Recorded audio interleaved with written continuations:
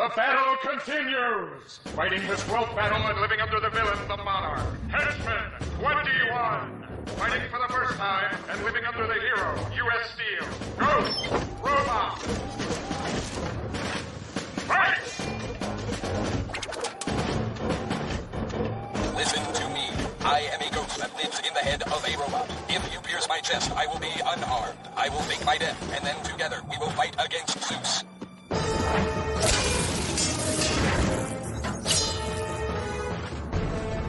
On 3, you take Zeus, and I will get the other guy. 1, 2, 3.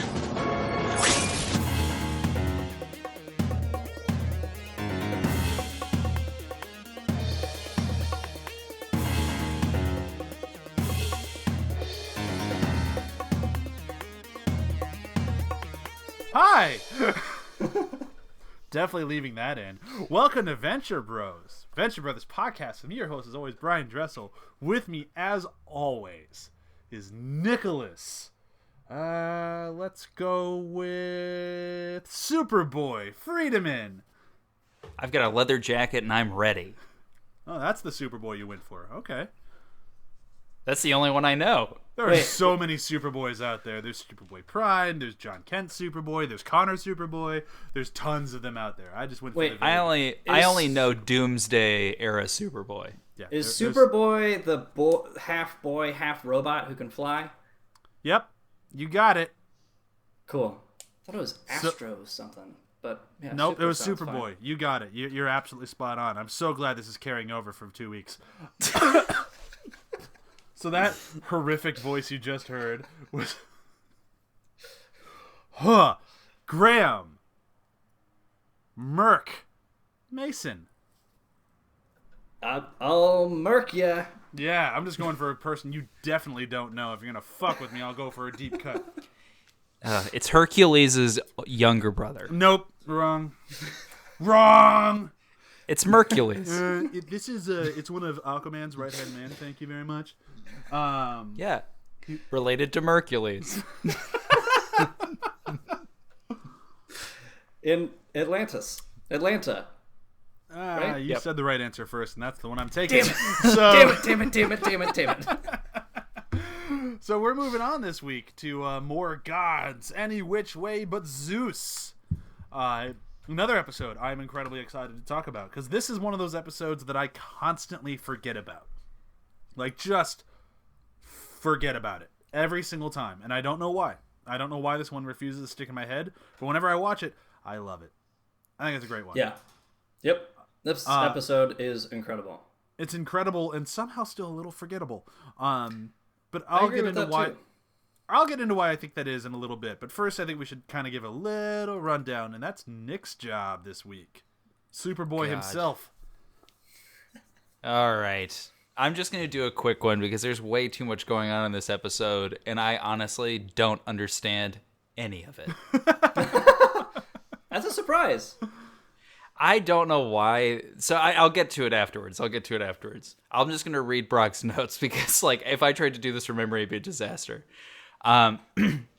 The world's super scientists and supervillain sidekicks have all been kidnapped by a strange force calling himself Zeus.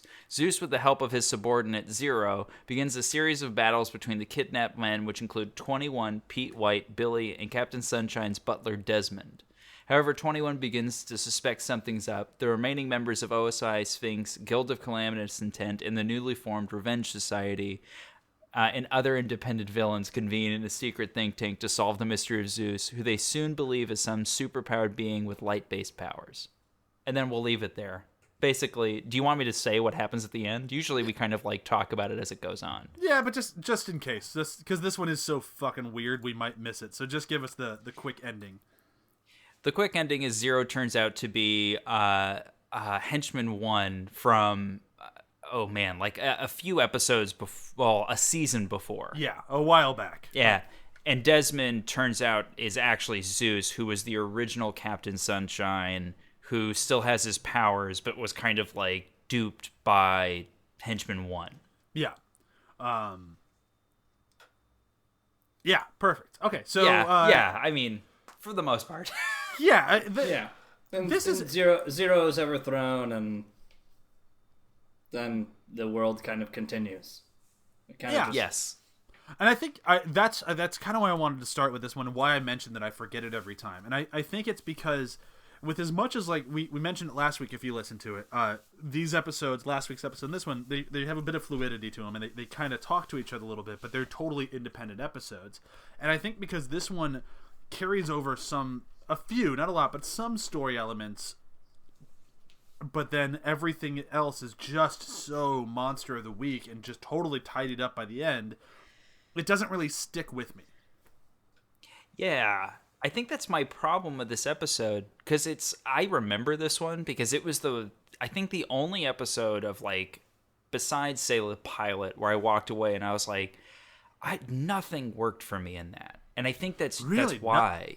Yeah. See, tons of it works for me. Like, because you're the one who remembered that the butler was the original Captain Sunshine. Like, I had completely forgotten about that because I forgot about this episode. Right. But I think that's why I remember, is because I'm like, I remember some of these points, but what bothers me, I guess, and what, like, sits weirdly with me is I don't really understand anybody's motivation in this episode. Really? Yeah, I don't know why, or maybe I understand it, but it feels false. Like, there's just something to me that I'm like, it just doesn't sit well. I don't know what it is. I mean, Zero's motivation is a kind of a bit clouded to where it's like, we get it, he's pissed off at everybody else, but why everybody? That's the thing that throws me off so much, is like, why? I can kind of, I mean, we can all understand Pete White. Let's be honest. Pete definitely did something. We get that. But Billy and Desmond, like, although Desmond's a means to an end, so I kind of understand that too. Yeah, he's got to be there. But there's an 8-year-old kid. Like, what could that kid have done? Was that Roboy? Oh, no, I think it was a legitimate child. Yeah, there's no way in hell that Billy is killing Roboy. That's very true. Like, I don't. He's got that crazy hand, which she doesn't fully understand. Still, no way. And that would totally detract from Billy's amazing performance with the, I had my eyes closed the whole time till I heard the 8-year-old child dying on a spike. Yeah. And Shore Leave. What would Shore Leave have done? When would they have crossed paths? OSI? Maybe. But yes, I see what you're saying. It's clouded. Yeah, it doesn't really make a lot of sense, but I think this is one of those things where, like, even though it doesn't make sense, the fact that it entertains me lets me get over that. That's fair. Like, I would have paid money to watch just this one episode, because at some point, Shore Leave is just going to rip into Pete White, and I love it. Just watching him just like, I'm a sissy? Are you fucking kidding me? Look at you. Which is awesome. Hey, this shirt was red when I bought it. Yeah. And it's just Shore Leave, like, get your homophobic bullshit out of here. Like, what the fuck? Like, I hope we go up next. I'm going to kill you. Like, it's just like, yeah. Which I think is incredible. And again, it's like he's awesome. Like, his abduction scene is incredible. Oh yeah. Like, everything in Shore Leave in this episode is great. Like, there's, every time I see him, there's that little bit in the back of my mind of, like, we get character specific episodes from time to time. I'd love to have a Shore Leave episode. Mm-hmm. Me too. Mm-hmm. Like, we get a Shore Leave and Brok storyline, like, back a few episodes ago. Like, we see him with people all the time, but I'd love to see Shore Leave on his own. Like, it might be one of those, like, I should have never asked for this, it's too much on its own, but I think he could do it. I think it'd be a blast to watch. Yeah. We get him later playing Brok, which is kind of fun. But, yeah. But it's not the same. Like, it's just like... No. I would love just a day in the life with Shore Leave. Sounds pretty great to me. Yeah, absolutely. And especially... He's such an... Go ahead. Oh, no, go ahead. No, I had nothing. I was just going to ramble. Oh, okay. No, I was just going to say, I think he's such an underrated character for how much that they consistently try and, like, add on to him, and, like, interests that he has, and just, like, personality traits and everything else. Like, he's just a very entertaining character that they consistently flesh out, which they do every once in a while on the show, but he's managed to stick around, which is pretty rare. Yeah, and it speaks to those times when Public and Hammer just kind of go, oh, this one's fun to write.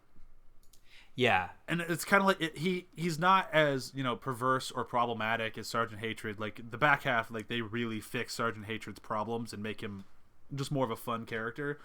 Shore Leave never had those things, but he is that same sort of like, he could easily be a one-off. Like could so easily just be a one-off character. The last time we saw him was that season 3 finale, and that was the only time we ever saw him.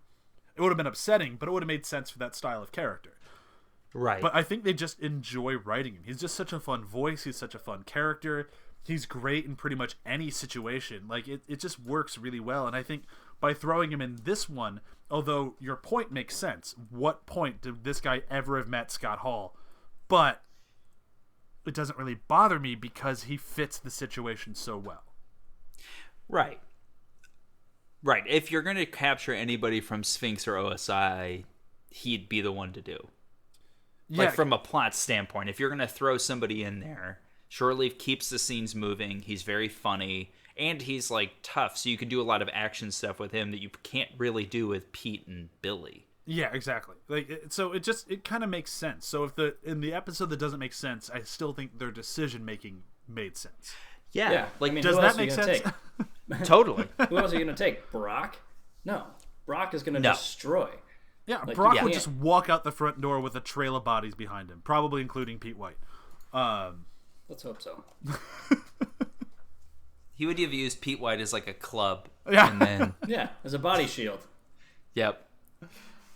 Oh, man. To think, before we started this podcast, I didn't hate Pete White.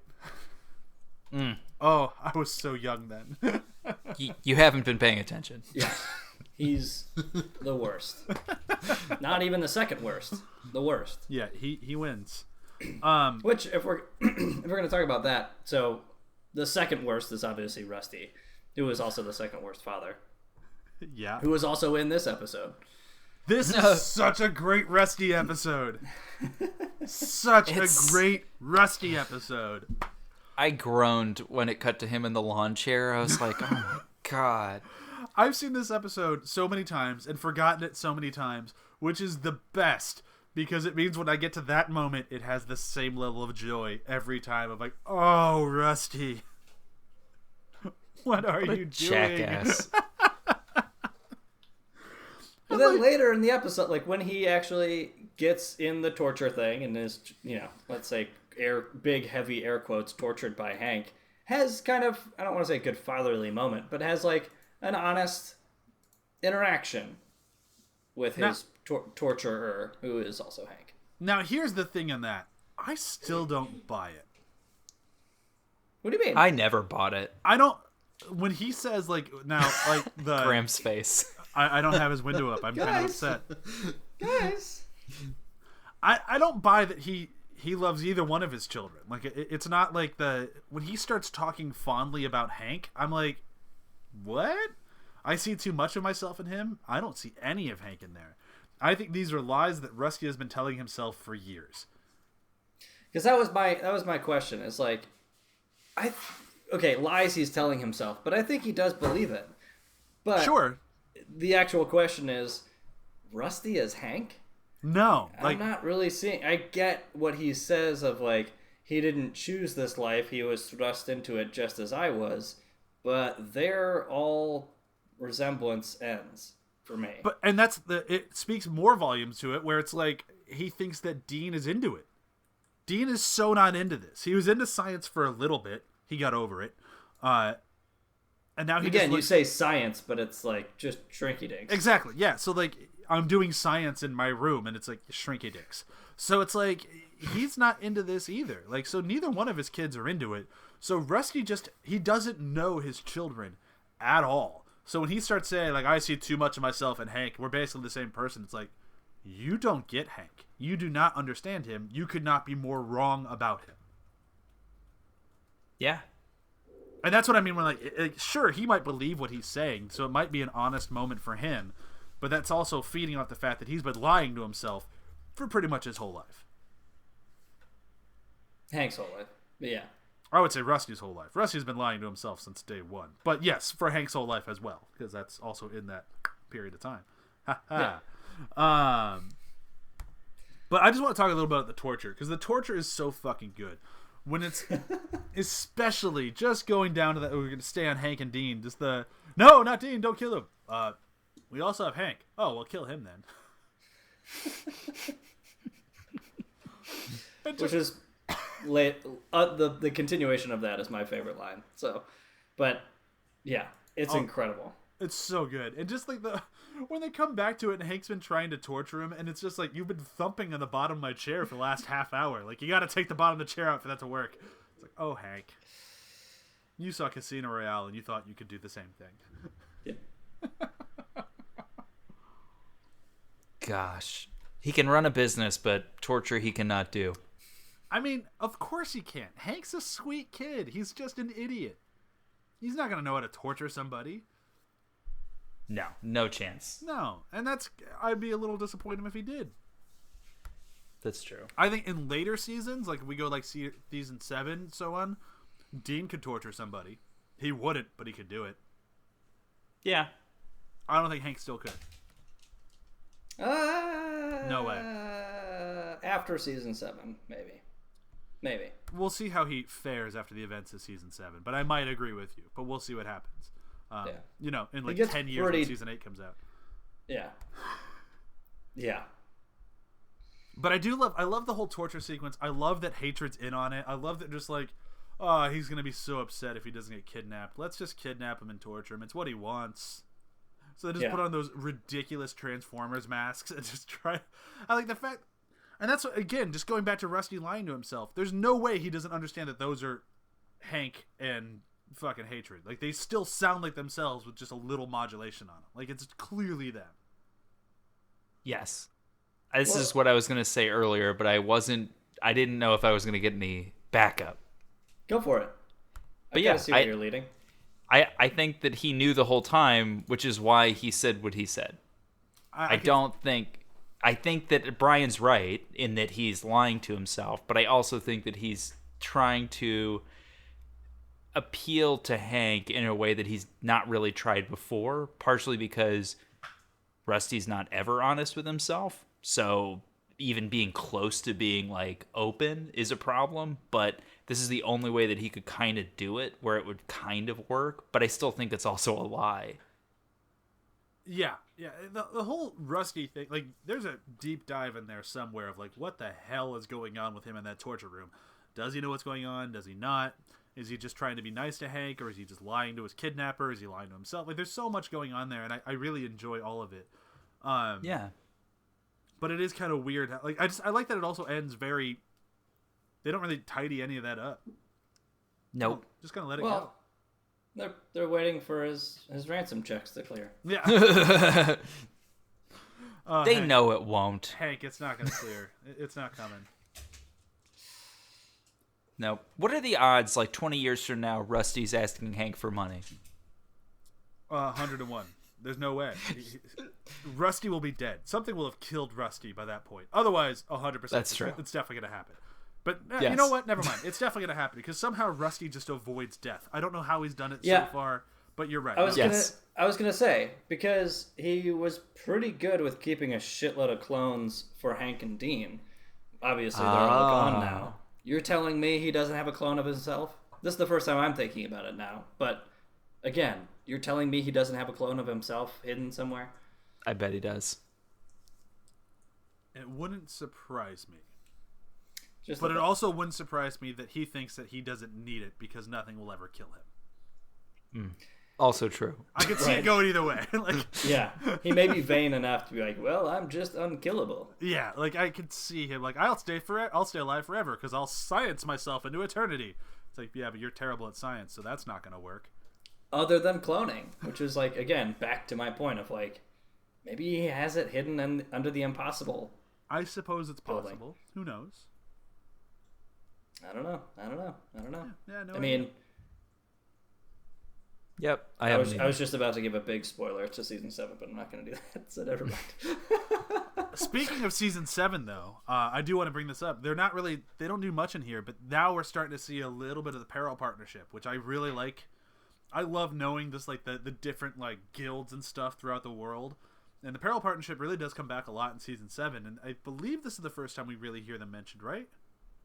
definitely this think blatantly. so. Yeah. Yeah, they might have Like, been they're like in Canada. They might have been in one of those videos that were sent to Orpheus. Yeah, but that sounds that's right. about it. But like, Yeah. this is the first time we really meet a character from it. There's any interaction with Yes. it. Like they're really like, this is an entity in the world. Like here they are, and I love the way it all shakes out with him trying to attack Brok, and just getting fucking destroyed. And then the rest of that meeting for a while until later on when he's has a bandage on his face, he's just on the table and they just keep talking, just unconscious, bleeding from the face.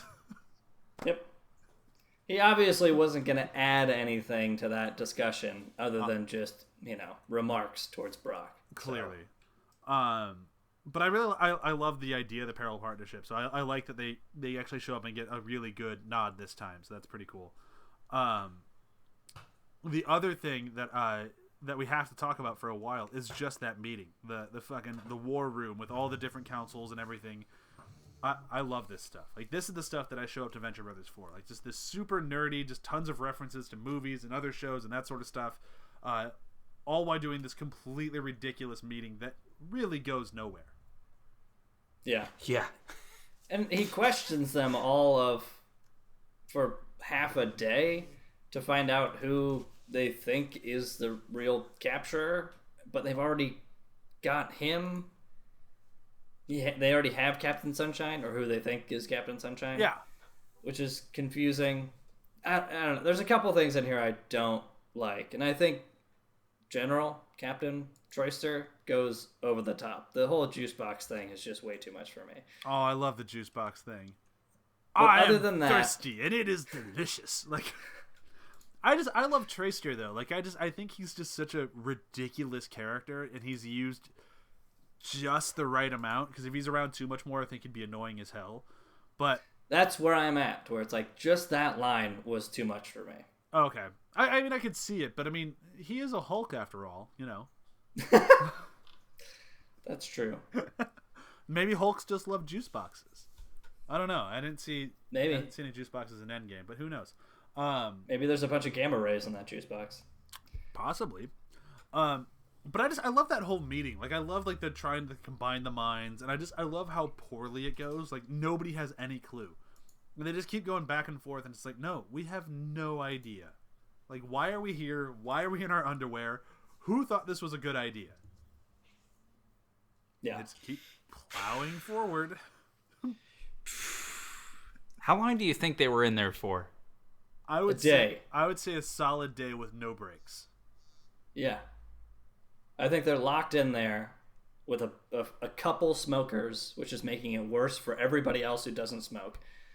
Very poor ventilation and just super hot. Yeah, and fucking Troyster, who has like the world's best heart, so he never gets tired. So he is just on point the whole time. Let's go! And they're like, can we just take a nap? And poor like Impossible is just like drooping all over the place, can't even keep himself together anymore. And it's like, this is not a good idea, Troyster. You fucked up. Yeah, and they're all on drugs. Like, they're all on something that's making them really, really ineffective. Yeah, they all had their blood switched out. Or at least all the people of the guild did. Yep. Blood taken out. It'll be given back unless that loss of life thing happens. Yeah. Oh, man. I have so many quotes from this episode, but that is definitely one of them. That one is... I'll just say it now because it's just so good. That, unless the loss of life thing happens, then we send your next of kid a big jar of blood and a really nice greeting card. This is a really nice card, Yeah. But I bet you they bought them all in bulk, and it's just the same card that they just send over and over. Of course. There is no question around that. There may be a space for their name, so it sounds a little more personal. Maybe. Oh, I'm sure, but it's one of those things where they bought it on the cheap, so there's a little watermark that says name there, and they just write the name over it. Oh, of course. That's what I expect from them. Is there anything we haven't really hit on this? I know we haven't been talking that long for this episode, but since it is just so bonkers and crazy, it really is kind of hard to hit a good rhythm on any one thing. Yeah, because it's like it's weirdly plot heavy, and yet it doesn't go anywhere beyond this episode. Really, and it doesn't really tie up any loose ends either. Like it's kind of like you said at the very very top. Like it's like a complicated monster of the week, and then that's it. Yeah. It's like a pretzel.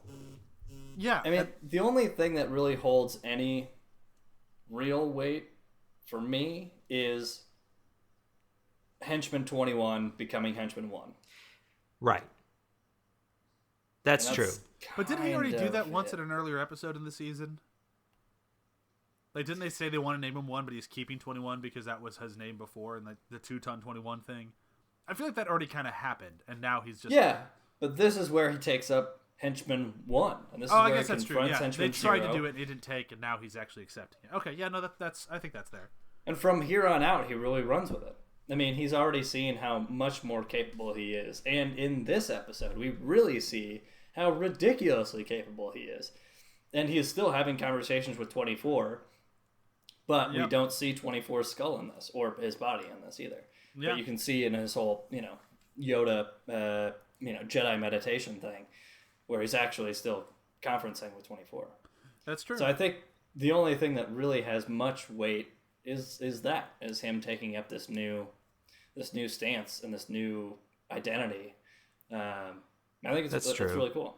But other than that, everything. I mean, we kind of get this new idea and insight on Captain Sunshine, which was one of my other questions too. Is how the hell did the new Captain Sunshine, which is old Wonder Boy, how did he get Captain Sunshine's powers? No idea. No idea, and honestly, I don't care. Like, Sunshine's just not... He's a very funny character, especially in that episode. Mm-hmm. But other than that, he's just kind of a non-starter for me. Like, I like him a lot. I really like Kevin Conroy as the voice of him. There's a really cool design to him. There's a lot of fun stuff with him. But there's not a lot to do with him. And then I even really liked the throwback of like, oh, his butler was the original, and the joke of like he's gonna show up to kick ass and he gets taken out immediately. Like I like all that stuff. I even love some of it, but I don't really need any more of it. Yeah. So like if they wanted to do this whole like this is how he became Captain Sunshine, I would watch it, but it's not like I need that answered. Totally. It was just one of those questions that I had to where it's like, a deeper dive of like, wait, but how did that actually happen? And maybe it was something like, the Monarch's ray gun or something like that. That's how he got his powers or something like that. Yeah, who knows? It could be anything like that. And like, honestly, whatever answer they wanted to throw at me, I'd be fine with. Yeah. Like if they were just come out like, well, he got his powers because, he farted. And like, sun powers. I'd be like, okay, whatever. This isn't one of those ones where I'm like, I need a good answer here. It's not fucking Game of Thrones. I need a good answer. You're not gonna get one. Yeah, I was gonna say that's not. Yeah, no, it's not. No, Game of Thrones has no more good answers. It's not coming. Maybe in the books. Maybe. Fingers crossed. But maybe. Yep. Anyways, Venture Brothers, 2-ton 21, now being Henchman 1. I think that's great. I love him. He's the greatest. He definitely saves the day. I love just everything about him in this episode. Now, my only thing with him in this episode, before we move into quotes, not to totally steamroll you, Graham, I apologize. Ouch! I thought you were done. The video cut out, and you did this weird, like... It made sense on my end of the screen. That's all that matters. Sure. My only problem with him is, why did he kill... what's his name? Yes. Ghost of the Robo-Ghost. Machine. Robo-Ghost, or Ghost of the Machine, or whatever it's... Ghost Robot. He didn't. Ghost Robot, thank you. He didn't kill Ghost Robot. Ghost Robot was guiding him on, saying, I'm not going to die, stab me in the chest, this will all be a ruse. And then when he's like, when Zero gives him the thumbs down and says, kill him, he's like, okay, are you ready? On 3. 1, 2, 3, stab me in the head, and then we'll both attack him. And they attack Zeus and Zero and fail. So after that, I think Ghost Robot now is just a ghost. His robot body is probably trashed now, but that was that. He didn't actually kill him. He's just released from his body. I'd have to watch it again, but I don't think they had a plan for him to stab him in the head. This plan was to stab him in the chest, and then they Stab him in the chest, and then Ghost Robot saw that Zero gave him the thumbs down, and he was smart enough to know that that means kill him, but he's not going to get killed. He's just going to get stabbed in the head. His body is a robot. If anything, he can be repaired and then go back into it, which I totally now realize is Full Metal Alchemist. Yes. What the fuck? I didn't take that nearly as positively as you did. I took that as he doesn't know a way out of this yet, so he has to keep killing to stay alive and figure it out. It took me 3+ watches to figure that out, because it wasn't until Ghost Robot actually counted him down until he stabbed him in the head that I was like, oh, he's totally expecting him to do this and guiding him into it. Because that's exactly the question of like, wait, why the fuck would 221 kill Ghost Robot? Like, why now change his mind and start to do that? No, the whole time it's been his plan to try to get out of this situation, because he's Gary. Come on, he doesn't hate anybody. Oh yeah, you know. This is starting to make more sense to me. Right now, Gary hates Gary. He gets better, but as of right now in the show, he definitely hates somebody, and that's Gary. Right, but he's a henchman. Yeah. He loves teaming up with other people for the greater good, whatever that good may be. And that even if that good is evil, he still loves being a part of the team. And now this is his transition into Henchman 1 in taking more of a leadership role and doing this thing. And so Ghost Robot, I think, saw that and was like, okay, here's our opportunity. I'm a ghost and a robot. And you can kill the quote, kill the robot version of me, and I'll do my best as a ghost to, avenge and get us out of this situation. And it obviously fails.